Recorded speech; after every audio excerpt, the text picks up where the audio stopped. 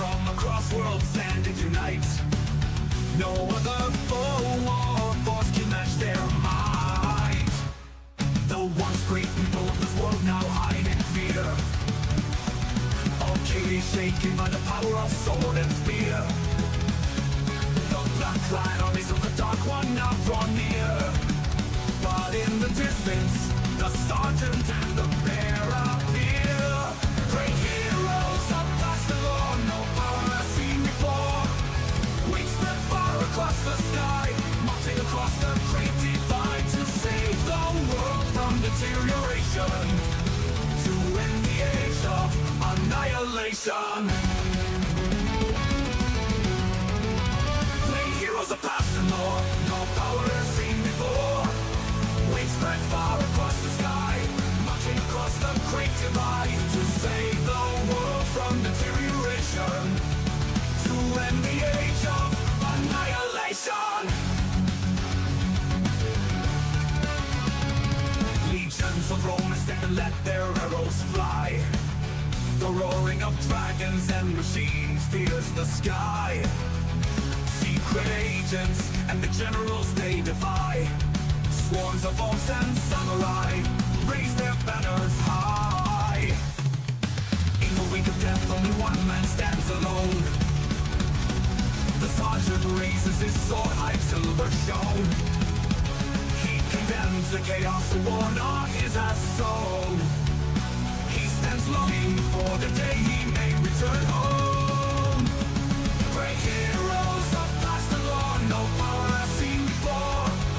We spread far across the sky, marching across the great divide to save the world from deterioration, to end the age of annihilation.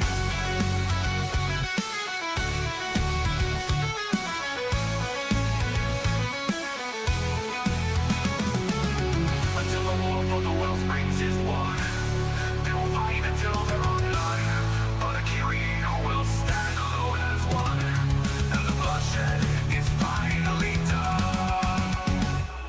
Great heroes of past the law, no power has seen before.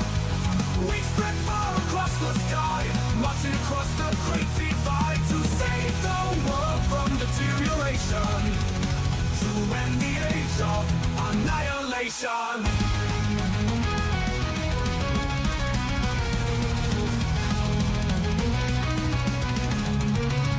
Great heroes of past the law, no power has seen before. We spread far across the sky, marching across the great divide to save the world from deterioration, to end the age of annihilation, to end the age of annihilation, to end the age of annihilation, to end the age of annihilation,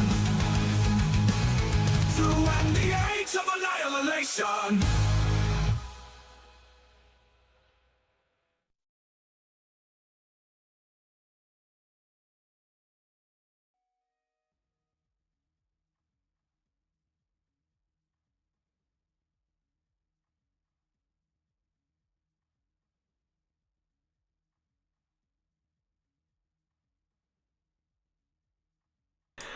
Hello, welcome to ToV Live. It is Valhalla time. It is time where we once again do another ToV podcast. Hello, all of you out there.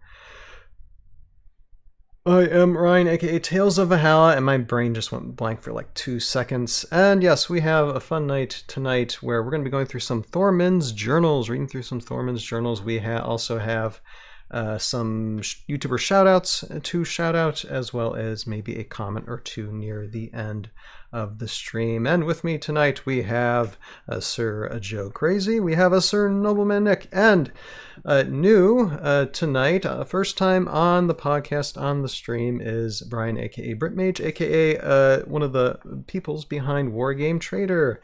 Brian, how are you doing tonight? Doing great. Thank you so much for having me on the pod. Been playing Heroscape pretty much my whole life. It's one of my favorite things on the planet. here in New York City. I run the local scene here and was in the top 16 at Gen Con, which is pretty exciting given that it was my first major tournament for Heroscape. As you mentioned, the founder of Wargame Trader, basically it's a marketplace for war games like eBay, but specialized specifically for Heroscape and Warhammer and stuff like that. So it's designed with the community in mind and trying to make things safer, fairer, more standardized, cheaper, and as easy as possible for things to get with it. People forget what they need. Both buyers and sellers. So especially a lot of new players who might not be as aware of the great community here. So really happy to be on the pod and happy to join you guys. Yeah, thank you so much, Brian. Yes, and link for Wargame Trader is in the link description below. Check it out. It looks like it's going to be like a really fun outlet just for people to manage their collections, buy some other collections, and a place for just the community to gather together and get some things they need from other people in the community. It looks like a good hub. So appreciate you, Brian. Yeah, and so before we get started tonight, and Warpigment is there in the chat. Yo, Warpigment, glad you joined us first there in the chat. Before we get started with reading the journals, let's do some YouTuber shoutouts then, shall we? Here, I'm gonna share a screen, and again, guys, I'll share something. Like I was telling my compatriots here that I was up animating most of the night last night. What was I animating? Well, I guess you'll just find out. But I realized I need to get back in the animating groove, so I was doing some of that. But that means I don't sleep, so my brain is like Jello. So if I mess up a little bit or you don't understand what I'm saying, that's the reason why. So what flavor Jello? Good question. I'm going to say green. It's not a flavor, that's a color. Yeah. Wait, see? Is that lime? Told you. Apple? Actually, key lime sounds really, really good. What's your favorite flavor of Jello? I want to see, and don't say a color. I'm gonna say honestly, I feel like Jello's like flavor and color are basically the same thing. I think cherry and strawberry and watermelon, they all kind of fall in red, so I don't know. I mean, if you want to say color and then parentheses the list of flavors those could be. I thought in my head we don't know. Color. Like I said, again, Joe is just proving my point. This is how fried my brain is. And Warpig says orange. There you go, which is a color and a flavor. There you go. So Warpig, yes, he's got your number, Joe. He's got your number. And hello Hexala there in the chat as well. Hope we can do a good podcast tonight for sure.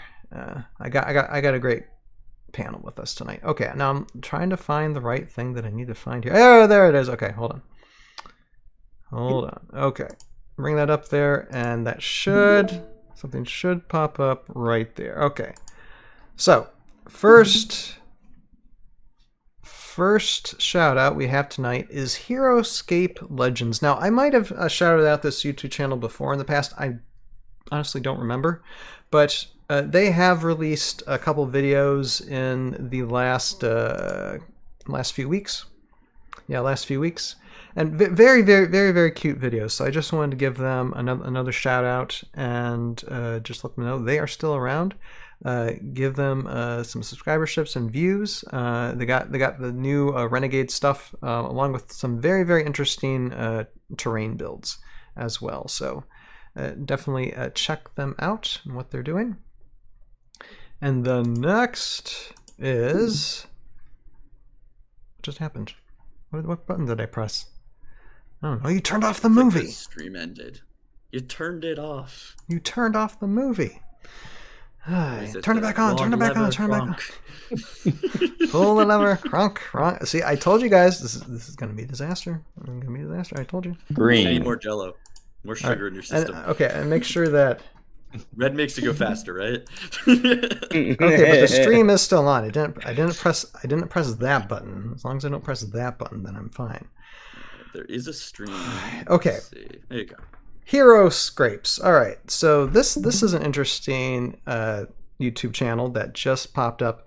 Is doing like the battle scenarios. And I'll just read the description. Welcome to Heroscapes, your home for cinematic Heroscape Battle Reports. There you go. What more could you need? Yeah, it seems like a fun channel, just getting started. Only 15 subscribers, guys. This YouTuber needs more subscribers, needs more views. Check him out. It's more cinematography, yes. more editing on the screen. I love to see it. Yes, it's a fun channel. Definitely check him out. Yeah. Check him out. While I drink some more energy stuff to try and make up my brain. Okay. All right, not that button. This button. Okay. Now. Right lever this time. Yes. As long as it's. Well, the button's not working. Oh no.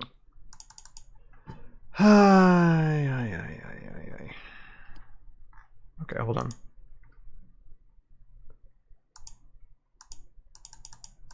Nope, it's not working. Okay. So what I have to do is I'm gonna have to again take my ball and go home, and then just go to this one and try to share this one. There. Unless I was sharing two at once, like I said, this is already a train wreck. I think Warpig means both, Joe. I'm just, I'm thinking that I think that answered your question. Okay, let me try this again. All right. Here we are, and there. Okay, usually this goes a lot smoother, but oh well. All right. Next shout out is the YouTube channel Brickscape. Now, this YouTuber's been around for a little bit, but I just discovered who they were because they posted a little bit on the Facebook. I'm like, oh, I've never seen this before. And you literally you have Lego and you have Heroscape matched together, and it isn't just like Lego miniatures like being proxies or something. It's actually integrating the Lego brick to become like a integral part of like a different type of Heroscape kind of game. So I find that very, very interesting. And the way the YouTuber was talking about it, it seems like a very, very unique take on how to use your Lego for a Heroscape style type of gameplay. So I'm looking forward to them doing more. I hope one thing I want to see is I want to see some like in-person battles so we can see how this is played, so some units or armies up against the other and see how they actually utilize the Legos in that gameplay. So hopefully we'll see that sometime in the future. But I did want to give Brickscape a shout out. Again, only 37 subscribers. They need more. They can get more. We can give them more subscribers, give them more views, give them a reason to do more of this stuff, because I think it's very, very fascinating. It's two of my favorite things, Lego and Heroscape. What more can you want? So a lot of awesome. I mean, honestly, Heroscape terrain is basically building Legos by itself. The imagination, the creativity is infinite. So you combine the two of them, what more can you do? Honestly, and I think for anyone out there with the 3D printing skills and to be able to transform the battlefields that we have on our tables, I think integrating a way to click our bricks into the tiles themselves could be an interesting take. Oh, that's awesome. So that's a challenge for anyone out there with those type of skills. Maybe help out Brickscape and maybe adapt some sort of tile system that incorporates the Lego brick and then have pillars that they have to build up for objectives. I don't know how the game is played yet, but I'm giving you ideas. They're free. They're on the table. There you go. That's really cool. I know some of the cosplay stuff that my wife does. She said 3D printed some stuff that we have like giant hammers that are 3D printed, but we haven't used the CAD stuff ourselves as much to the software. But I know friends who do. A lot of mechanical engineering friends who use that kind of software to like design like industry stuff. I think you can use similar stuff for 3D printing. So maybe someday I'll find the time to do that. Anyway. And so all links to the description below for these content creators. Definitely check them out. And then, my goodness, okay. I guess that'll be that for now. Let's see. I'm gonna get this. I don't know. Discord, I think it just does not like me tonight. All right. So what I'm gonna do? I've had those days. There was a period where one of my friends and I, we were really close still, but there was a period where Discord just decided, like in my friends group chat, that like the two of us couldn't talk to each other. Like there was a bug for like a full year Right. where Oh my like I couldn't God. hear him, he couldn't hear me, but both of us could hear everyone else. We'd be in a chat with like 7 of my friends, and only the two of us couldn't hear each other, and it was just us for like a full year, and then the bug went away. It was like wild. I build software for a Mechanic. living outside of the Wargame Trader stuff, and the devs for order cool. Like they have like a dev blog, and like how they are able to build all this software in a way that like most of the tech companies have ads and this and that, and they don't do any of that, right? So like how can they afford it? And it's by making really efficient software. There's some really cool people who work for Discord and make some really cool tech under the hood. So I've gotta read some avoid of their, them like, gremlins. technical documentation. Yeah. Been in software a long time now, close to a decade, and it is impossible to build software without bugs. Take it from someone who's been doing this a long time. If you think your software is bug-free, it's not. I believe it. This is like a rule. So All right. So if it's the gremlins, it's not you. for sure. And so now we're moving to another Thormun's Journal binder, Swarm of the Morrow, entries 36 through 45. So we're in a new book, Joe. We're in a new book. Yeah. We're the Swarm of the Morrow! Swarm of the Morrow, finally. Yeah! Joe loves his Morrow. I mean, I'm a big fan of Morrow too, honestly. When I was a kid, it was always Subakna and Marrow drones versus the world, and it was like my jam. So I think they look cool. Like Nigaxa with his blade arm was like the coolest part from the first box. yeah, I was imagining like, what if he came in real life? That'd be spooky. Either I have to also love love him the or love heft to hate on him. Wosaga. That thing is like hefty. I love it. Really feels like it's about to coil you to death. Yeah. Yeah. All right, well, let's get started with this first journal entry 36. And Nick, would you like to take the reins and read? I think it's just one page, so go ahead and give us a read. Yeah. So it says Swarm of the Morrow, journal entry number 36, inscribed by Thormun of Tealeron. Is that how you say that? In this, the first day of Endal. After 5 long years, our world continues to crumble under the weight of unrelenting warfare. Utgar, the evil Valkyrie general, has summoned every sort of dark and vile creature to aid in his single-minded pursuit of power. Though we dare not speak it, few among us doubt it. Utgar is winning this war. But a powerful alliance now gives us hope. The other 4 Valkyrie generals, Jandar, Ular, Vidar, and Einar, have united in the fight against Utgar. On the wings of the alliance fly the hopes and dreams of those who call Valhalla their home. The allies now face their first challenge as a united force. Jandar has had a vision of 15 wellsprings, each containing a magical amulet in Yandar's vision. Utgar gains control of all 15 amulets, and the results are catastrophic. One such wellspring, with its amulet inside, was foreseen to lie deep within the uncharted swamplands of southern Valhalla. Our desperate hope is to find this precious wellspring before Utgar's scouts are able to do so. A lucky combination of fate and planning has banded 5 bold heroes together to undertake this vital journey. Raylan, the resolute Kyrie warrior from Valhalla, Sergeant Drake Alexander, the valiant soldier from the planet Earth, Shiori, a free-spirited ninja also from Earth, Sonlin, the elven wizard archmage from the world of Fueland, and Major Q10, a powerful robotic soulborg from Alpha Prime.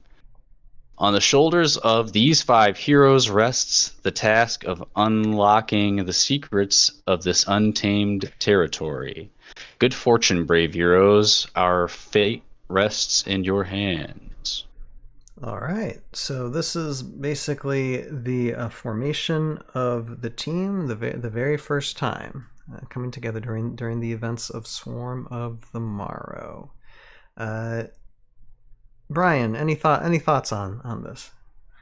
Yeah, I just wanted to say that it's really cool. Like it's been so long since I read this stuff, more recently with the new stuff. And as a kid, I dove into all the scenarios and whatnot when these first came out, and it's really cool to see the fact that they're actually releasing all the big five.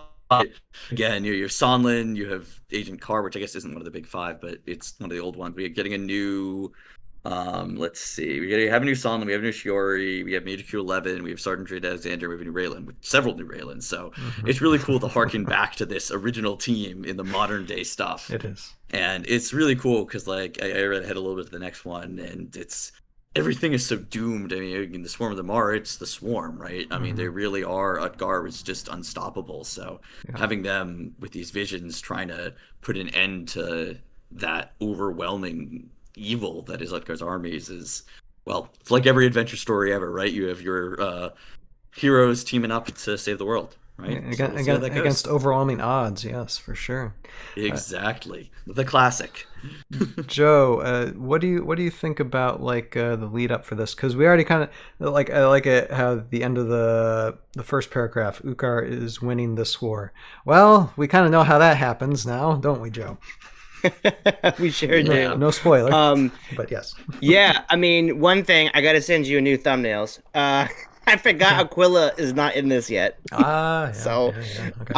I for some reason thought she was part of it already, even though she wasn't in the box. So, I knew she wasn't in the box. Before anyone corrects us, I gotta tweet that. But next to that, though, really interesting to see that when naming Raylan and Sergeant Drake, that I'm I guess maybe a little surprised that. Well, I mean, maybe I'm not that surprised, but you know how all of the new AOA units, they all have, it's such and such this, such and such that, and they have their subtitle names. Having Raylan, the resolute Valkyrie, not Valkyrie, Kari warrior, and Sergeant Drake, the valiant soldier, not being on their future Title. cards. Yeah, as the titles, yeah. I guess free-spirited isn't a personality. Yeah. For Shiori. That's true, yeah. Yeah, and they called Sonlin a wizard. Mm-hmm. He's an archmage. That's true. Yeah, Well, that's true. that's yeah. why I If said he was that. a That wizard, wasn't- that'd be very different. he would be Yeah. way better competitively. Yeah. Now we're thinking combat. Well, turns now on with the new nice storytelling. Scions, though, he's pretty Yeah, competitive. he has Scions. synergy Yes, again now. He has with the bonding. Scions, yeah. Yeah. But it is so interesting to look at this, many years in the future, kind of understanding where the story is going. But I've never read these, so it is really fun to see.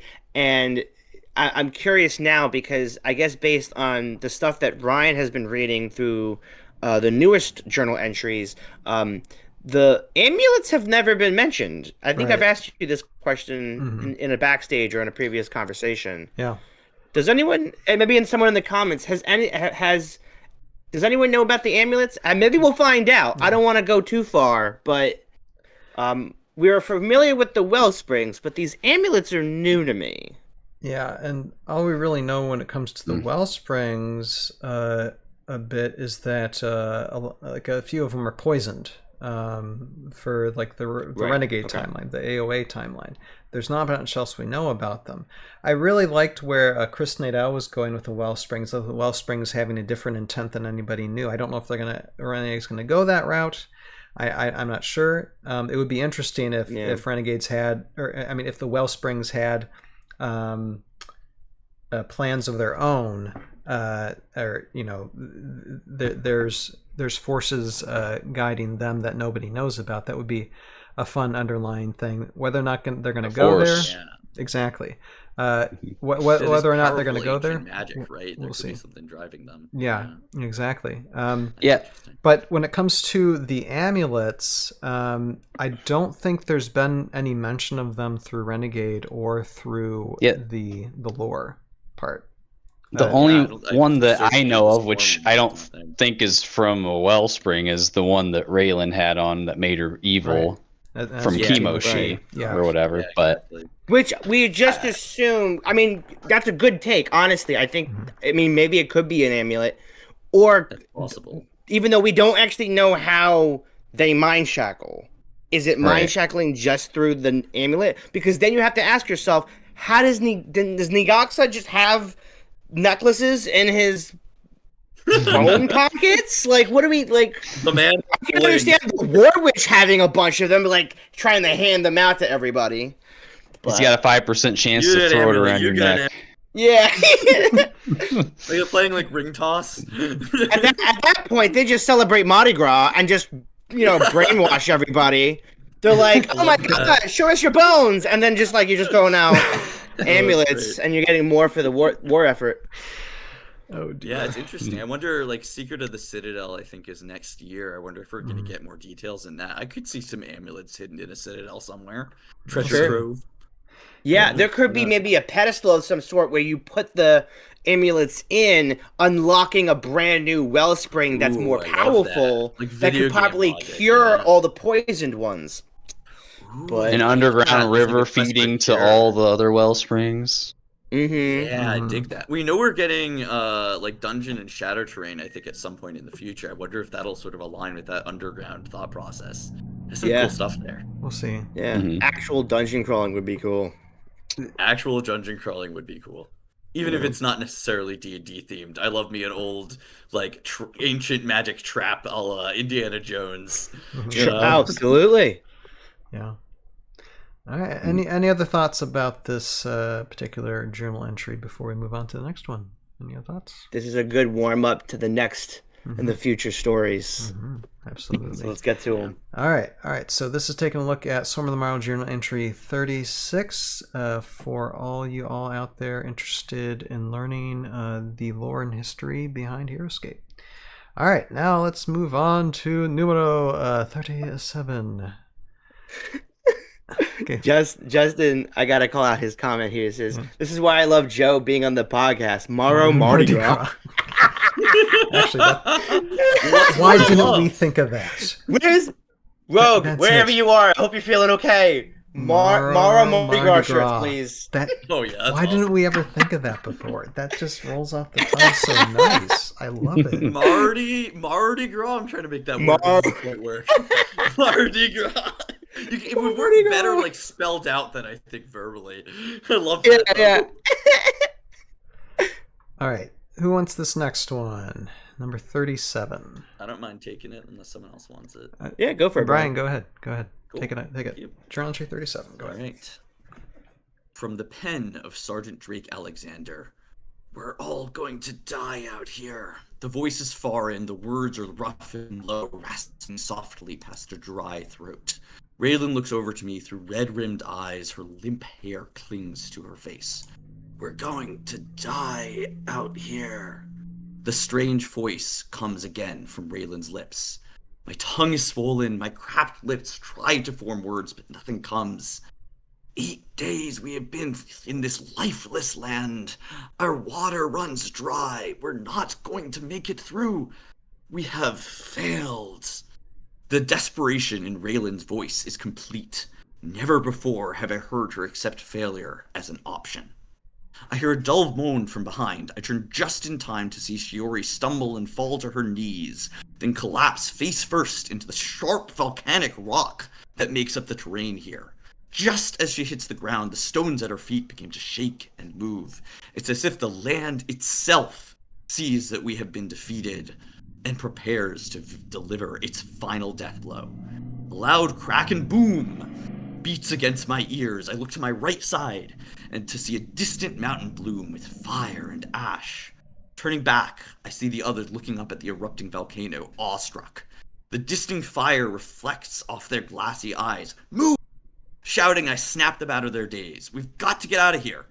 Fire begins raining down out of the sky. Raylan strikes the ground with her staff, and her protective blue bubble surrounds us. The falling flames dissipate when they hit it. I'm too weak to keep this up much longer, cries Raylan. Q10 reaches down and scoops Shiori up into his robotic arms. The sound of hydraulics pumps loudly as the Soulborg takes off in a full sprint, leaving the safety of Raylan's aura behind, arching over to protect Shiori from the firing rain that bounces on the loud pings off his metallic back. Go! Get out of here! I yell to Raylan. I half expect a brave argument about staying here to protect us, but surprisingly she speaks no words of rebuttal. She lets down her protective aura and takes to the sky, nimbly dodging the falling rocks of flame as she twists and rolls through the air. Sonlin raises his arm, and his miniature pet dragons leap skyward as well, following Raylan's path to safety. I look over and meet Sonlin's grim eyes. With a nod, we both run in the direction that Raylan flew, and Q10 ran, with a broken Shiori in his arms. Up ahead, I see Q10 raise an arm. 2 rockets launch from his wrist in quick succession. The first one flies straight and steady, finding its fiery mark in a bright explosion. The second rocket sails off to find another chunk of the volcano's bleed. Oh wait, no, I skipped a bit. The second rocket sails through the mist of the fireworks created by the first. It gains a path in midair, twisting off to find another chunk of the volcano's blazing spittle and sending it blasting into a million pieces. Running, I cast a flash of red and yellow out of the corner of my eye. A piece of the volcanic rock hurtles towards me, fixed on taking me out. I have no time to dodge, but react by lifting my seemingly indestructible right arm and knocking the rock away with surprisingly little effort, never breaking pace. Lots of action there. Lots of action. I figured it'd make it exciting, you know? No, absolutely. Get the story beats in there. No, it was very, very well done. Very Yeah. well done. So, Thank you. Volcarian Wasteland. So this enjoyed is our taste of Volcarian Wasteland. Joe, what are your thoughts on this? Yeah. What are they fighting? Did they say that what they were fighting? I think they're just fighting volcanoes. I think it's funny. They're fighting the rocks.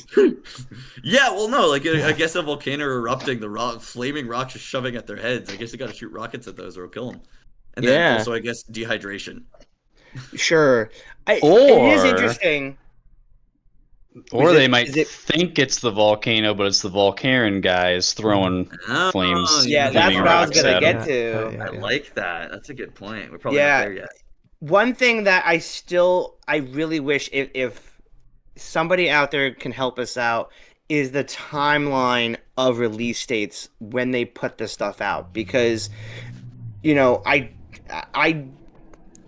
didn't pay attention to these things, when all these releases were coming out, and so I don't know if this is when the volcanic box came out with the this journal in particular came out 2010 apparently, because it's up there. Oh, interesting. Okay. Mm-hmm. What was I thinking of? Volcarian Wasteland. No, the guys. What are the guys? What do they call the rock guys? But the Obsidian Guards? Obsidian Guards. Right? Yeah. So Yeah. they came with the That came in Volcarian the Wasteland. Volcarian Yeah, Wasteland. they came with the Volcarian Wasteland Yeah, pack. So. in the same set. Mm-hmm. Yeah. Sick. So, like Nick said, like, could this be Obsidian Guards as well? Like, the lead up to them releasing that Vulcan pack, so that, Volcarian Wasteland it's is that apparently extra very early. tease. August 2005, apparently. Yeah. So what did you say this journal was? 2010. So that would be 2010. way A long off. time Yeah, that doesn't make any ago. sense. Apparently, Volcarian Wasteland was like the third set they ever large expansion set they ever released. That's crazy. Maybe But you know what, though? one of the next 2010 journals. 2010 is what this Thormun journal, I guess, they made a PDF for, Maybe. at the time, because that's that. true. So once again, that still doesn't really give us an accurate timeline, and I don't have. Do I have Was the this manual? in Swarm of the Morrow itself, or No. Well, this is Okay. yeah. This is where they're traveling through Volcarian Wasteland to get to Takala Jungle. So that's where they're traveling Gotcha, through. okay. Yeah, to get through. I mean, that makes sense. So the location. that is in- people have mapped these out.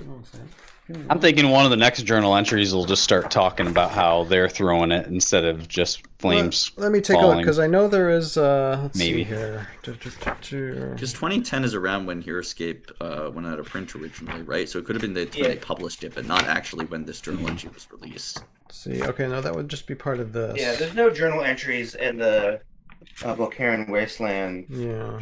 thing. So, Yeah. which 2010 is seems I think pretty a late for this shame release. if they didn't time it right.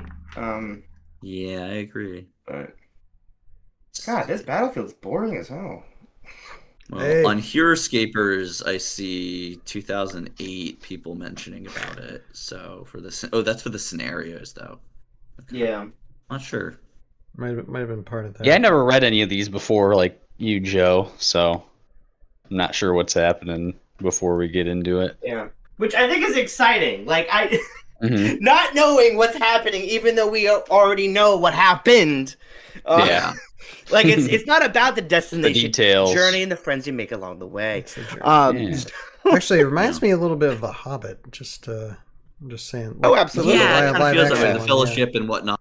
Well, right? No. Well, no, just the Hobbit, where you had before those that. you had those rock monsters throwing rocks at each other. It was a very interesting scene. I don't think that's how. Well, it kind of happens in the book a little bit, but it was an interesting take. The Hobbit films. Here, where is okay? Oh, here we are. Okay, let me see. I'm just looking through this real quick. Yeah, no. And it is interesting because Solon is here, and yet the last journal entry did not. Oh, it did speak of him. Okay, it did speak of him. Yeah. Yeah. So yeah, okay. Yeah. So let's see. Yeah, it doesn't say much in the Volcarian Wasteland pack. I'm just seeing if there's any slight scenario that reminds that's calling to this. Yeah, but Solon's pet dragon it just describes doesn't have a Volcarian, name. so that is that. A thunder. Yeah, you're right, Justin. Exactly, a thunder battle. that's right. That was an interesting scene. But yeah, I know that when it comes to just what these heroes are going through is they're trying to make way to Takala Jungle. That's what they're doing, and so they're just encountering the devastation, which kind of confuses me because Raylan could just avoid all of this. She could tell her other companions, okay, have fun. I'll see you on the other side, and just fly over. I don't know why she's not. Well, the air's too thin if you go too high, and then if she's alone, she could get jumped. I guess it's not good for Raylan to be alone. Yes. And we don't know any they talked about Uckar's scouts. We don't know what maybe some minions live in that area. If she's flying by, they get the call airspace. It's like, all right, people are coming through the Volcanic Wasteland, sending the Obsidian Guard. So maybe they got caught. Maybe she did try that. Because think of it this way, in entry 36, they're like, all these, heroes are going on their journey. And all of a sudden, they're getting attacked. And they're like, go, I'm They're getting attacked by lava. Yeah. Which Q10 feels the need to just waste ammo. Shoot rockets at rocks. Yeah, it's crazy. He doesn't have that many of these. He's just let me just shoot some rocks. Well, maybe his ammo's laser somehow oriented. I don't know. That's how I see it in my series. It's just a laser bomb. Yeah. But I guess that's fair. I don't know. Anyway, it's they need something to band together, to start developing a friendship. So if it's lava rocks, then it's lava rocks that are trying to kill them. So that's it'd be very anticlimactic if we just go to the next journal entry and they're just and they're in the jungle now. What happened? We had this just an empty battle. That's it. Okay. So Joe, are you foreshadowing what's happening next? I don't know what happened. I don't know. Okay. So anything else to say about journal entry 37? Like Brian said, action-packed. That's it. Action-packed. Bunch of giving us more questions than answers. How about that? Which Brian read very, very eloquently. So thank you so much. Thank you so much, Brian. And so let's take a look at journal entry 37. So if you ever feel like shooting rockets at rocks, there's your story. All right, and moving on to the next one, journal entry 38. And hello there, Derek. So hobbies, interest, and life moments. Yes, we are all good here now. How are you? So Thormun Journal Entry 38. Joe, go ahead. Absolutely. Journal entry number 38. From the pen of Sergeant Drake Alexander. The rain of fire trickles down to a drizzle, but the last of our waning energy was spent in the escape of a flaming death. Now a thick ash of clouds, air burning the eyes and throat, and a terrible, consistent cough shakes my body as it tries to free itself of the ash. Raylan is forced to land, her coughing so bad that she can no longer fly. Only Q10 is unaffected by the weariness and the wheezing that nearly impacts the rest of us. He seems to be able to see through the ash as well as guides us onward. Out of the black fog darts a flash of red, but it has no flaming rock. Solin's winged lizards returns to his shoulder. Water lies ahead, Solin states, in his always low, always somber voice. It'll only be more salt. Raylan's desperate voice wheezes between coughs. No, I don't believe so, states the elf, never fully explaining himself. Water is our only hope, so we will all follow the elf, who has taken up the lead, praying that he is right and that the water ahead is fresh and not more seawater. Otherwise, we've traded a quick death for a slow one. Forcing our weary legs to keep walking, breathing through cloth in a feeble attempt to filter out the ash, we reach the water's edge, cupping my water in my mouth. It is uncomfortably warm, but fresh. I drank it in gulps, spraying much of it back out through haggard coughs. I dropped my face into the water, letting it wash away the black gunk from around my eyes and nose. Coming back up, I look over to see that the others are doing the same, except of course Q10, who for all hulking demeanor, gently feeds the water to Shuri, like a great big ape caring for its young. The water has quenched my thirst and given back the feeling of life to my body. The ash has settled to the ground, and everyone else's cough has quieted, but mine has not. Even Shuri is sitting up on her own again, but I is that Ray? Lay. Oh, Lay. I lay on my back, coughing and hacking uncontrollably.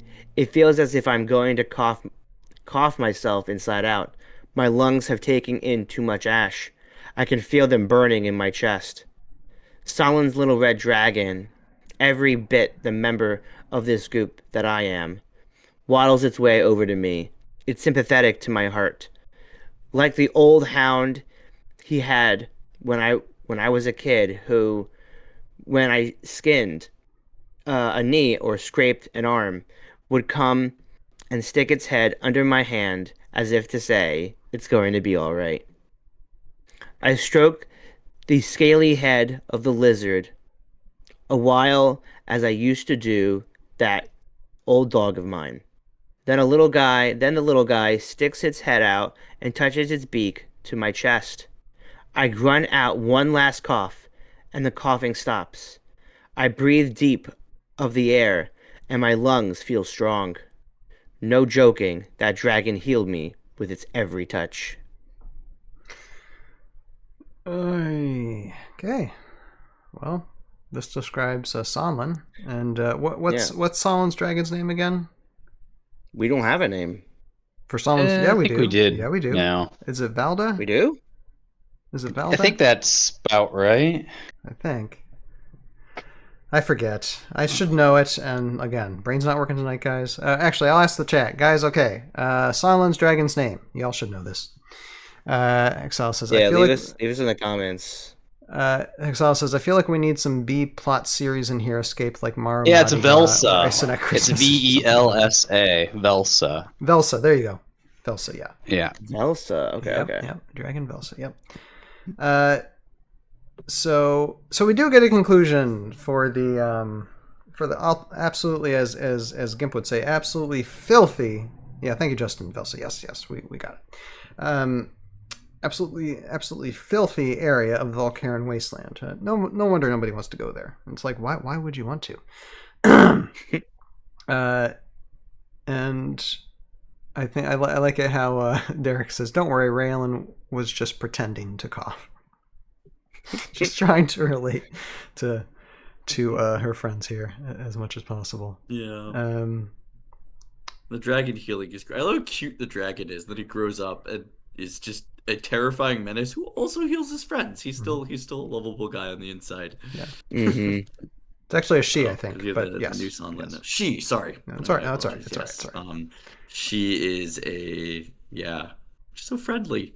I honestly, Solomon was and kind of still is one of my favorite characters, Solomon and the dragon, just because, like, first of all, dragons are cool. Second of all, just all the abilities and whatnot, elves are cool, and then just being able to, like, heal and attack and do the bite attack from the dragon directly, and just the mechanics of it were really cool. The art was really cool. I had one of the D&D character I played before this one was Drake Warden, and it was a similar kind of effect with like a pet dragon that went around and did cool things. So definitely got a soft spot for that. It was actually really fun. It was a crazy character. Anyway, the guy was an absolute moron, but he was very very sweet. It's fun playing a complete idiot because you can make him make terrible decisions and it's just go with the flow. It's very chaotic. But anyway, I love the dragon sort of nudging over and healing Drake.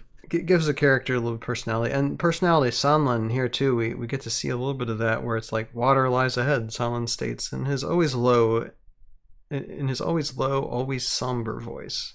Water lies ahead, like unemotionless. You know. Just interesting. Maybe through his wizardy training, he doesn't have emotion. And it'll only be more salt. Raylan's desperate voice wheezes between coughs. No, I don't believe so, states the elf, never fully explaining himself. Of course he doesn't explain himself. That's exactly what they would want you to do. How much ocean water are they drinking? That she's like, please, if you find water, don't make it ocean water. What is it? It'll only be more salt. You mean salt water or just salt? I don't get that. Yeah, I'm a little confused. I don't think it would matter. I think she meant salt water because later they talk about ocean water. Oh, it still makes sense the way she said it. And actually, here, you guys have to disappear for a second. Hold on. Okay, the audience will know. Okay, so we're looking at the Valhalla map right now. Volcaran's right here. And so this is just basically like a strip of land. I know you can't see what's on the bottom here. But here's mainland Valhalla, and then Takala Jungle is like over here past Volcaran, which you can kind of see.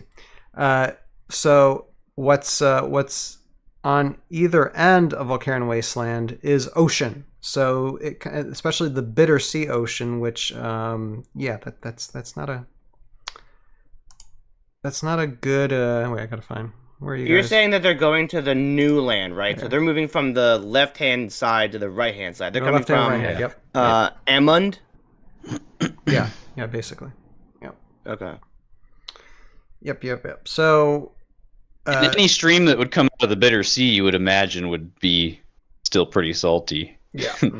Yeah. So if that's what they're trying to avoid, then it kind of makes sense that she actually says that. Now that I think about it, so. That works. Hey, what am I doing? No, don't do that. Don't do that. I don't want to press. There it goes. Okay. So this shows Velsa's abilities, and it gets them out of Volcaran Wasteland, basically. So that's basically the ending arc for that little adventure of them facing against rocks and smoke. So, which we got no answer if they were obsidian guards or not, but we can assume that. Maybe we can assume that. Yeah. Terrible ending. MVP Velsa. Actually, yeah. I think we should just have like some type of like terrain card that says rocks and smoke, and then you just have that be part of your scenario thing to where it's like after like 2 rounds, then the smoke starts rising. And your character can only move like 1 less space or something like that. I mean, If you them think because of about smoke. it, I mean, because if you're on the if you're on the lava field long enough, like at the end of a round, you get to roll one attack die, and maybe that's what it gives you. The attack die, the wound aspect of it, it doesn't harm you because of it being so hot. It's because of how much ash there is in the air. So thematically, that's how we could start looking at it. Interesting enough, that would be even cooler if that was the truth, that Soulborgs would not be affected by volcanic field. I think that's the only reason we think, oh, it's because of the heat, it's hot, we don't want to step on the... Yeah, everyone's wearing barefoot, by the way. And, you know, it just gets hot. But... Because, I mean, machines tend to, like, clutter up even with smoke and ash. They could clutter up, yeah. Yeah, because like if you're in like smoke and ash scenario, that's hard to run a vehicle in because all that is going through the vehicle, and then you're going to have like exhaust problems. Yeah, exactly. So it's interesting that Q10 seems to have defenses against that type or filters against that type of thing. I could understand Q11 having those defenses because he's been rebuilt for every scenario, I hope. But I mean, Q10 is still a fairly advanced being. I mean, this is a robot with rocket launchers and a soul in it. I imagine there's some pretty cool tech in there. Probably having air filters is built in there. Yeah, it shock me. He seems to be doing it's like all having right. an Iron Man suit. He seems to be doing all right for this. Even assisting Shiori too. You know, where it seems like those two seem to have like a friendship. You know that. Or really Q10 just seems to be like a very kind soul, which then again, you know, in future, merciful. Yeah, future merciful's in his description, right? Kind of gives him. It's an interesting take on what happens to him during Age of Annihilation, to where he's actually one that does literally get annihilated. I think he's the only one that does. Yeah. So yeah, I find it interesting. Anything else to say about this? If I may add, since we're talking about the molten lava, there's a small thing here about this is in the manual, the volcanic wasteland scenario right before. This is just a small little snippet. If you don't mind me reading it. Go ahead, Joe. It says for most life forms, Volcaran is an habitable land of volcanic activity.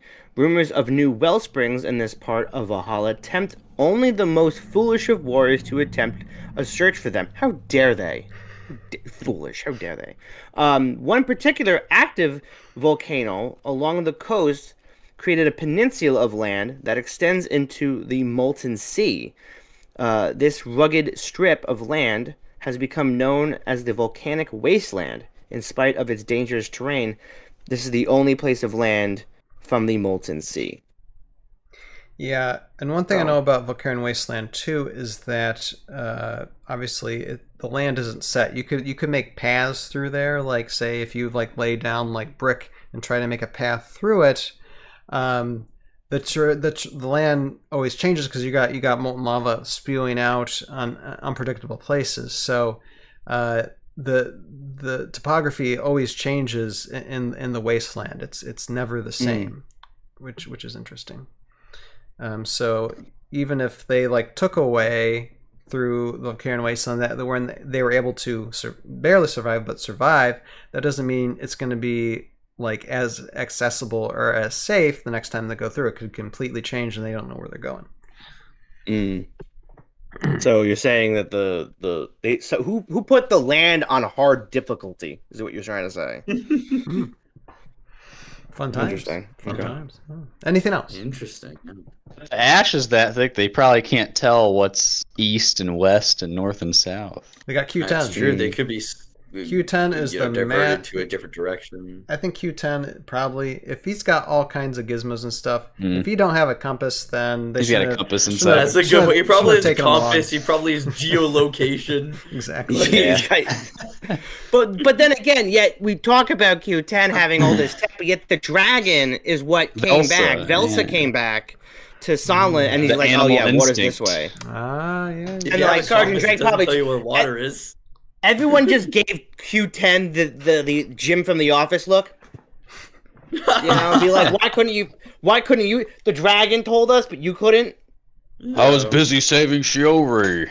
Yeah. Yeah. Firing rockets at rocks. Yeah. Maybe the rockets just wanted to find a nice home with the rocks. No, but yeah, I mean, it makes sense, right? The dragon's sort of a scout. You can't. Maybe he doesn't have a sensor for water, but the dragon can, in fact, Velma can kind of fly ahead and see, oh, hey, water, look, and come back and report to Sonlin. So For sure. it felt, Yeah. All right. Anything else? We're good. No, this is awesome. These have been very exciting. All right. So this is Yeah, taking a lots look of at action. Sword of the Morrow Journal Entry 38. Just getting started in this Swarm of the Morrow journals from the pen of Drake Alexander. Until next time, this is looking at this one. All right. Now, I'm going to stop sharing this. Boop. And we do have one comment we can talk about tonight. So let me pull that up. Let's see where we're at with time. Oh, yeah, we're pretty good with time. So let's get this out here again. I'm going to press the share button. Let's see how it's going to work. Let's see how it works. No,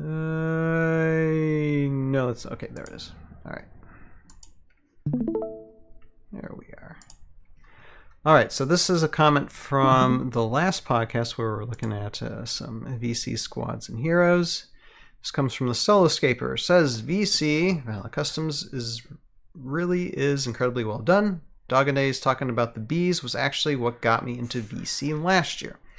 And they quickly became one of my favorite armies to run. Yeah, I personally love the bees myself. The other army I would recommend to somebody new VC would be the Zedian Infantry. Ah, funny you should mention that. Soloscaper? Here, hold on a second. I'm just going to show something real quick. You mean like this type of Zedian Infantry, huh? Yeah, yeah. Love is that infantry. Yeah, exactly. Okay. They're simple, fun, inexpensive to get the figures, and they do a lot more. They do a lot to make the Deathwalkers viable. Yeah, so that's kind of what I got. I'm currently in the process of getting some squads of those, and to try and get a Deathwalker army going. But yes, VC is and the Bees is one of the first armies I got because it's relatively cheap to get and acquire, and you could just swarm of them and just have a lot of fun. Joe, what do you think? Do you think VCBs are a great way to introduce people to VC Heroscape? I guess. I feel like I would more suggest something more familiar than the bugs. I like the idea of saying the Zedian Infantry because it does help out a unit. It's not creating a brand new faction. Because most of the bugs that we get are VC. So they don't really work with a lot of the more classic stuff. And so Zedian Infantry is really good. Omegacron, the one that you just got, Ryan, I think is a great one because it works with Omicron Snipers, Zetacron, and then I'm trying to come up them off the fly. Jotun and the Raiders, those Raiders that you can Raiders would be good, yeah. And you can use the Tarn Vikings as proxies for those too, because they have like a card for that. So yeah, I like that too. Yeah, so there is an option for everybody, at least to get there. VC isn't just making new units and expanding on classic Heroscape. It is filling the gaps, which I am crossing my fingers that Renegade will start doing as well. Fill the gaps, not just for Classicscape, but fill the gaps for all of the units that came out in the Master Set and all the unique heroes, because still waiting on maybe more commons for the Eisenx would be nice. I know the Revenant Acolytes work with them really well. I get that. But thematically, I guess, because Eisenx are technically robots, but they're also undead, I think. I think maybe the ones... cyborgs. I think the ones they teased at Gen Con are supposed to be... the wool. Those like them. wolves, right? Yeah, they kind of look like that, arms.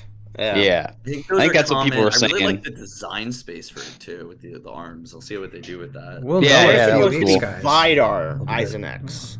opposed to Revna Yeah. Isaac. Yeah. I think that's So correct. I think that's what I was told. Yeah.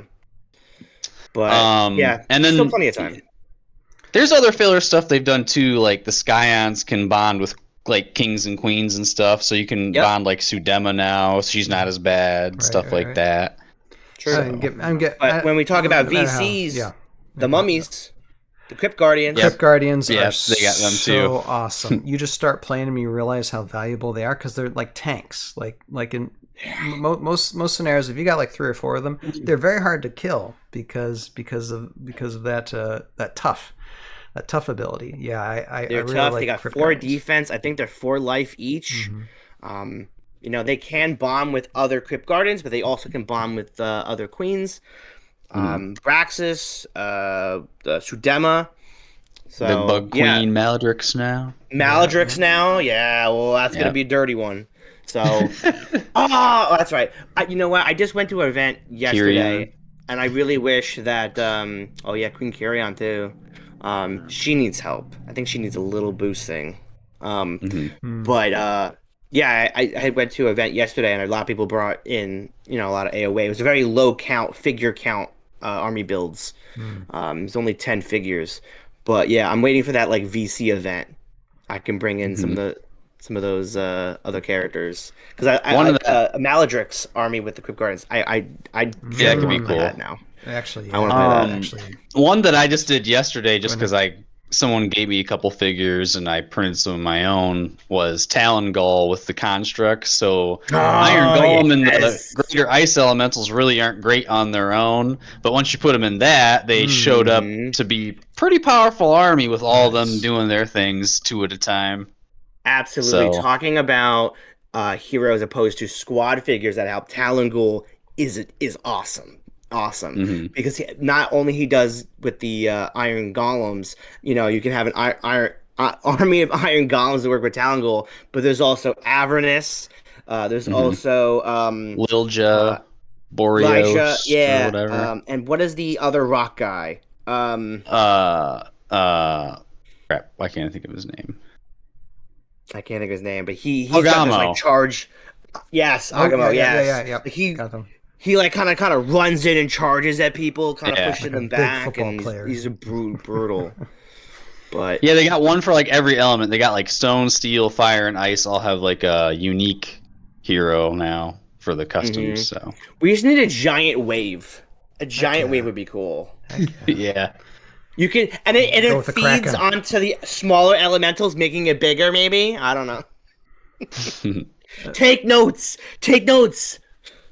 Brian, do you have any familiarity with VC at all? With the customs? Aware of it, and I've seen a lot of people in the community talk about it, but it's something that I'm hearing you guys talk about it so excitedly. Man, I look at the units and I'm like, man, that sounds so cool, all those synergies, and makes so many things viable that weren't viable before, right? But it's something I haven't really had a chance to get into myself quite yet. It's something that like I'm sort of looking on the sidelines being like, wow, I really want to get into that, but I haven't really gotten a chance to yet, because for me at least, I didn't even know there was a wired community, there was VC, there was any of this stuff after Heroscape sort of went out of print the first time, because I was just a kid and I didn't know any of this existed. And so with the relaunch and finding all the community and stuff, it's been really cool, but I really haven't had a chance to explore it beyond, talking to what other people say and hearing all of that and looking at the units themselves, but I haven't had a chance to really play them, unfortunately. The scene here in New York is still really small, and no one here even owns VC, apart from, I think, some of the people in like the Gang of Four. There's a handful of people who play down in Brooklyn, but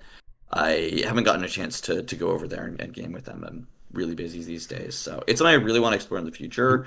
And I know like Baron Scapius did a lot of like printing like bees and whatnot and supplying them and selling them to people, which is I think really cool of him to be able to like sort of help the community like that, like the Heroscape mentioned. And so I've heard a lot of Zedian infantry, and so the kind of thing that I want to get into at some point, just really haven't had the opportunity to do so quite yet. For sure. Yeah, and definitely start like with maybe 1 or 2 that might like synergize with your armies, or even if it's something like on its own. Like the bees definitely is an army that is pretty much on their own, but they're like I said, they're fairly easy to acquire, to just get a bunch. Yeah, And exactly. then you have a full army to go with them. Or just get cheap fillers that Yeah, you can this is true use too. instead of Yeah. Samu all the time, you know. I might pick up some stuff at some point when I get a chance, maybe later this year. We'll see, sure. because it's definitely something I want to explore. You know, now that I'm organizing the New York scene, I have a little bit more control over. Once you what I can start, play, you're gonna so. need a lot more space to carry stuff. I'm just saying. It just Once Yeah. I got into like tournaments, I wasn't really into VC beforehand, but once I got into tournaments and I seen other people using them and I saw how effective they could be, I was like, all right, I'm gonna get some of these, and Yeah. I started picking some that I thought were probably more effective, and then some fillers that would be great fillers for different armies and whatnot.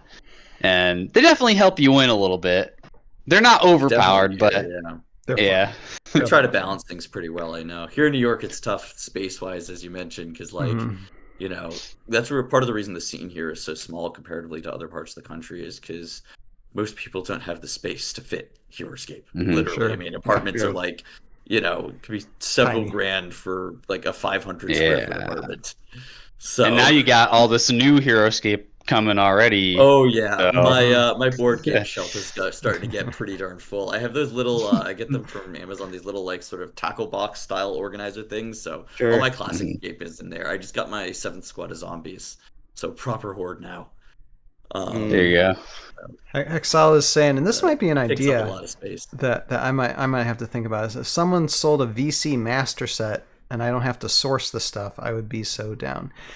That's really interesting. Cool. I like that. All I know is just like a lot of VC stuff to acquire and to like for someone to source it and to create some type of, or even like a battle box. It'd be some coin. It'd be some coin because it does take some effort to find these things. I mean, I think one of the best bets is to like 3D print a lot of them. That might be a way to source them, to just ask a 3D printer and painter to 3D printer paint them, or like I did with these Zedian guards. I just got them 3D printed and I'll paint them myself since it's a simple paint job. And do it that way. And then get the cards as well. That might be something I might actually do. That's not a bad idea. Yeah, it helps your painting game too. I have access to a 3D printer, and I do paint. So, wish I had more time to. Honestly, I still have a paint. But to give a solid transition for anyone out there that wants to put together a VC, box of characters so that are thematically sound, could assemble something like that. If you do paint, have a painted option and an unpainted option, and then throw them on the Wargame Trader, Oh yeah, then, once we support VC, which we're definitely looking at for sometime the next year. Just got to a small team, but agreed. Honestly, it'd be great to have that. That's a great idea. I will add that to the backlog. Honestly, supporting stuff like that. Oh, you should see. But no, it's a good idea. Honestly, like the whole point is supporting the community, right? Like that's why we're doing this. I mean, half of it is like, how could I make Heroscape as accessible to people as possible? VC is part of that, right? So and like you said, being able to bundle stuff together, that's actually something we've looked into a little bit as also in our backlog. Is right now it's like individual stuff, but being able to sell as lots and like bundle a bunch of things together. We could it's something we've explored a little bit, and that we're in the pipeline for a little bit later. So even if it's not like a full battle box that's like its own defined thing, you could sell like, here's a lot of VC, and if we have enough people selling it, we can make that its own sort of product. Like, here's everyone selling this bundle of, say, I don't know, Crypt Keepers and bees, or just arbitrarily, right? Like, because usually if you go on eBay, it's like one figure. So like, imagine being able to buy 4 Crypt Guardians at one time, opposed to only one. And the system supports that right now. As like from a technical perspective, it's just adding VC like as one of the sort of ported games. Right now it's like Heroscape and Warhammer. Do you guys know, I wonder if there's like a CSV somewhere that has like a spreadsheet, or maybe, I know a lot of people in the community literally are the ones who make VC, like an export of it in a certain format. It would make it really easy for us to build it into the system. It would be like 2 days of work. Because I could, like, honestly, if they could export that, we could have VC in the system within a few weeks. And then if someone wanted to list value of them, 4 Crypt Guardians, they could do click, quantity equals 4, price equals X, click submit, it's on the site. Literally. There you go. It's Clip it as in the easy chat, as, folks. like, Clip it in the chat. yeah. Let's get it viral. It's gonna be viral. Share it. The biggest like obstacle to putting stuff into the system is getting the data into the standardized format that the platform supports. So I know there are a lot of people in the community who straight up work on the VC stuff. I might just reach out to them and say, hey, you guys want this in the system? You know, give us an export of the stuff. I'm sure they have that because they make this stuff, right? They have to do play testing and whatnot. So, I mean, it's not like super easy, and we got a lot on our plate already, but it would make our jobs way easier and cut down the time to have that on the site by like months, literally, if they have it in the exported system already. So that's a good idea. Got the brainstorm thinking. And let's talk about Wargame Trader more in depth in a minute, but first let me close this out. So thank you so much, Soloscaper, for this comment and the discussion that follows. Good discussion about VC. I'm sure we'll be talking about more about VC in the future for sure. Thank you so much. And let us move on here. I'm going to stop sharing, and we're going to wind down then the podcast tonight because we have done everything that we needed to do. So what we're going to do is just plug channels, information, and stuff, and we will start. Brian, go ahead. Go first. Thank you. I know I talked about it a little bit earlier, so I'll try to keep things a little shorter. Do you mind if I share my screen, if that's okay? Absolutely. Perfect. Thank you. So can everyone see my screen here? Let's pop it up. This is Wargame Trader, There it is. wargametrader.com. Everyone see it? Perfect. As I previously mentioned, and it's kind of heard us talking about, it's a platform for marketplace like eBay for buying and selling this stuff. It's to make things as safe as possible as well as streamlined as possible, right? A few years ago, I was just getting back in the game. My wife tried to buy me a Volcon Wasteland on Facebook Marketplace and almost got scammed, right? So this is something that like is very rife in all of these gaming communities, right? And something we want to make sure people are safe, not just within the community, but a lot of new players who might not be aware of it. Make it accessible as possible. Right, so you can see we have Warhammer and Heroscape for now. We're going to have VC in the future. We're going to have stuff like Battletech, Age of Sigmar, HeroClix, you name it. Everything Wargaming is going to be built in here. And it's really standardized so that, like, for example, this is a Warhammer figure, but you can see here, once it loads, there's two different figures. These are local game stores. We have like a few dozen of those already signed up. We're going to do a big push soon to sign up a whole bunch more game stores across the country. So the idea is everything's under sort of one listing for each sort of condition. So we have a categorized database of over 3,500 variants of different products, painted, unpainted, etc. Near mint, damaged, incomplete, like partial squads as well we support. And so the idea is making everything super standardized so you can find exactly what you're looking for as soon as possible and as fair as possible. So as more people list things, the prices and, as things sell, we'll be able to create a database of what exactly each unit is worth at each condition for Warhammer, for Heroscape, for everything. So for example, here's some VNOC Vipers, here's a couple of people selling them, shipping and taxes included, but you can see here we have a little bit more data on averaging out what these things should cost, right? And so the long-term vision is we'll be able to vend an API that's like, okay, if someone wants to build an app for trading Heroscape, right? And they're like, hey, I want these cards, whatnot. They'll be able to go in and say, pull an app, we'll be able to pull our pricing data that's like an amalgamation of like current prices, recently sold listings. We'll have like pretty graphs showing like, hey, this is the trend of this as well. And really being able to say, hey, this is a hub for know exactly what things are worth. Things are safer, things are cheaper, things are fair. No one person setting the price on eBay, no scouring listings anymore. It's super easy. You can just, for example, if you want to sell VNOC Vipers, you can just go straight there. You can also search it on list products to sell. And you can see here like all the different variants we support. So like different conditions here, incomplete, figure only, card only, partial squad for like orphans, and it's super easy. You can literally just go like, here, this is like a damaged copy, let's say, and that'll require you to put an image and description and that image and description will show up like right here so the buyer can see it immediately, right?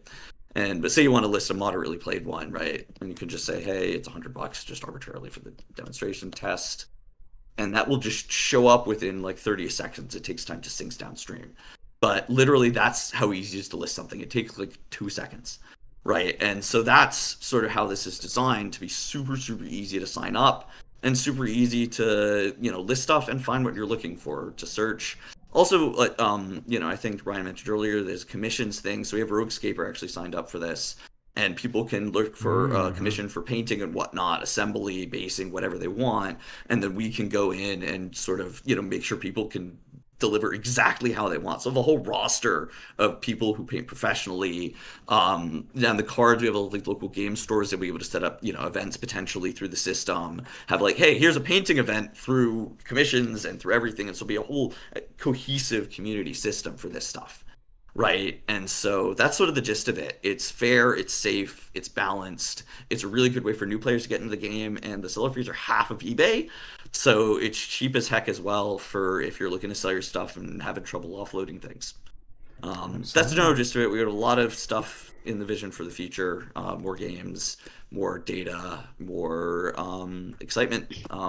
Really just my way of contributing to the community and trying to have things move forward.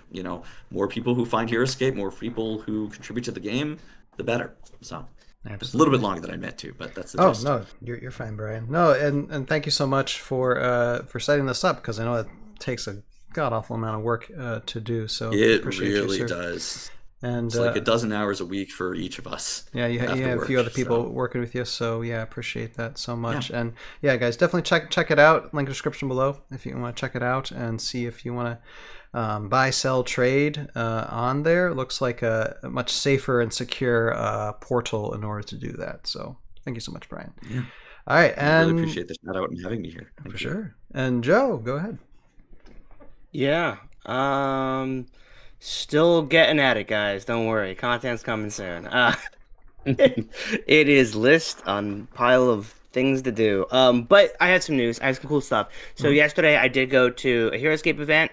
Went to Cherry Hill, New Jersey for close enough Philly event from the Mars group. Root Mars. Ran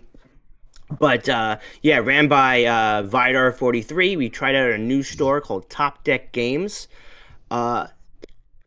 Super awesome store. This store was huge. I mean, there was like a double door in this strip mall, which thought was like, okay, this is gonna be I opened the door, a small store. It looked like, thing, but it just kept going and going. Like a TARDIS, bigger on the inside. It was. It was true. I mean, there was an Italian restaurant onto its left, to the right. Yeah, to the left, and then to the right, I think was like a workout place or something. And I'm like, I opened up the doors, and it's like this huge place opens up. And we had a tournament there. It was an awesome day.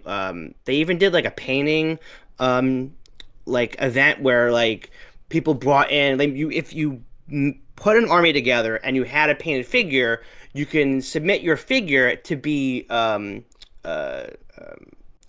looked at or something by a professional painter. They had somebody there on staff that was a professional painter, and he was looking at all the different paint jobs, and then you would win store credit for having the best paint job, which I've never seen at a tournament. I think really that's so awesome. cool. Yeah. And unfortunately, I did not have time to finish any of my AOA stuff. But just to show off, I have been painting. I got 3 squads of stingers done, so I have stingers now, other than my 2 squads, so I can run those in waves.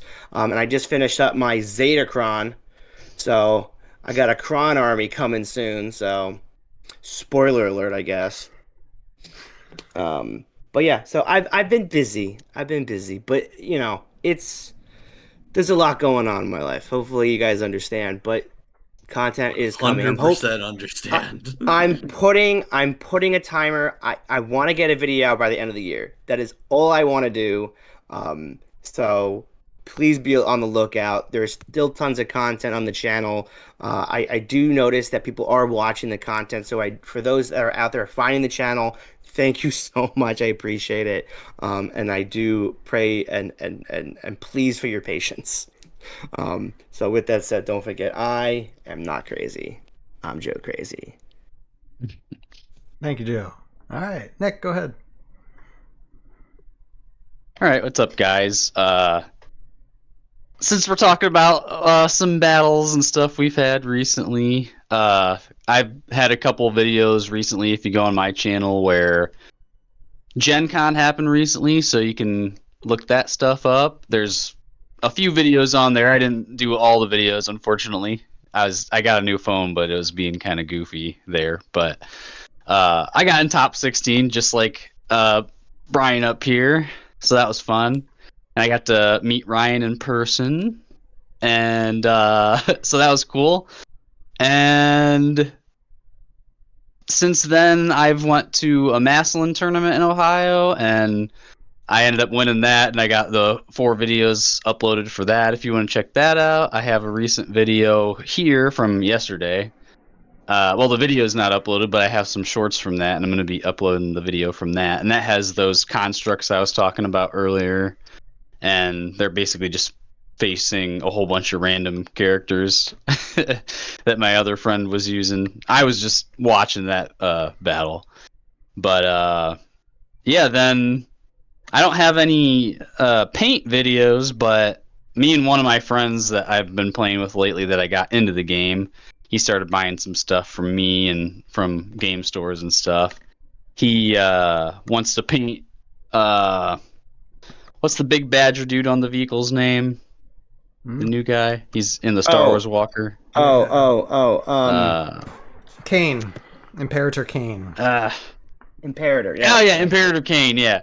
So he wants to paint something in a video with me, and I'm going to paint him. But I have been getting some other stuff done here, so I got some Tanukis and crabs, and he's there. I haven't painted the Revenants yet. And I got Scavarith. He's over there in a different spot. But so I managed to get some time, and that was all just this weekend pretty much. But so that's fun. So if you guys have any paintings on there that you want to talk about or bring up in the comments, that'd be awesome. But yeah, for the most part, I only do the battle videos, so if you want to check any of those out, go ahead and check those out. All right, thank you, Nick. Yeah, again, all these guys, link in the description below. Check them out and give them some subs, and or whatever websites they have, and check them out and give them some support. And of course, I am Ryan, aka Tales of Valhalla, always present. And, you know, it was very interesting. I had like a painting stream last Wednesday, and that was like 180 plus views. That totally like blew my mind. I just like, I'm not that great of a painter, yet people apparently like to just paint and chat at the same time. Where it's like, guys, I still have stuff to edit. Like, most of them are like stop motion animator. I still need to do this stuff. And this is like kind of like the calm before the potential storm, meaning Renegade Con is just less than a few weeks away, and so now it's going to be prep for that, and then things are just going to be nuts then for the few weeks after that. So I'm looking forward to that, and doing hopefully some live reacts of Renegade Con, either on that weekend or sometime. We'll see what the schedule allows. And then should be streaming this Wednesday. We'll see what we do on that day. And then leading up to the Renegade Con week, so looking forward to that. And yeah, like I said, just look and check out the TV Discord, and pretty soon you'll see pictures of these guys. I'm almost done. That is a thick looking Hellforge. With my Isonex minus Scavarith. I haven't even started with Scavarith yet, so I'll probably do painting streams with that one. But yeah, my rusty Isonex. Love it. I'm nearly done with them, and I'll paint. I'll get some pictures on Discord with them very, very soon. So, but with that, a shout out to those who listen to the Audiosphere on Spotify. If you don't understand some of what was said or read in this podcast, I just refer to links in description on Spotify as well to find Thormun's journals, Wargame Trainer, everything you need to see that we were talking about on that. But I do appreciate everybody who listens to us on the audio podcast realm via Spotify and other other podcast sources. Appreciate y'all. Community keeps on growing. Yeah, keep on listening to us, and because soon we're gonna have a lot to talk about when it comes to what Renegade's been releasing this next Renegade Con and beyond. Yeah. My goodness, we're we're not going to have enough time. We're going to be getting winter and I think also spring or something like that. Like it's going to be pretty crazy. It's in the G.I. Joe of Master space set, color. right? that Yeah, too, plus that G.I. is- Joe, yeah. It's A big master set on top of the other stuff. It's absolutely nuts. So lots to look forward to. Glad you all could make it tonight or rewatching or re-listening to this. You have a purpose in your life. Find it, pursue it, and live it. And we'll see all of you next time. Later. Bye-bye. Bye-bye. Later.